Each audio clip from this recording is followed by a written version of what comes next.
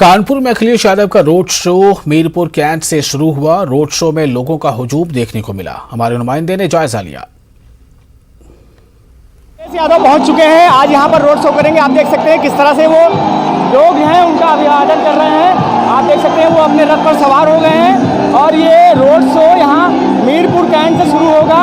जिस तरह से ये रोड शो शुरू होगा उसके बाद यहाँ से फैथुनगंज होता हुआ ये टाटमिल पहुँचेगा। उसके बाद वहाँ से परेड पर खत्म होगा। जिस तरह से अखिलेश यादव यहाँ पर देखिए हसन रूमी के समर्थन में अपने प्रत्याशी के लिए यहाँ पर वोट मांगने आए हैं। जिस तरह से कानपुर के तकरीबन 2 किलोमीटर का सफर तय करेगा। आप देख सकते हैं किस तरह से यहाँ पर कार्यकर्ता और जो जनसैलाब है वो उमड़ा हुआ है। ये रोड शो बस अब कुछ ही देर में शुरू होने वाला है और यहाँ पर जिस तरह से समर्थन दिखाई दे रहा है और ये आर नगर विधानसभा सीसामऊ विधानसभा से होता हुआ खत्म होगा। कानपुर से संदीप सविता, न्यूज़ 18 उर्दू।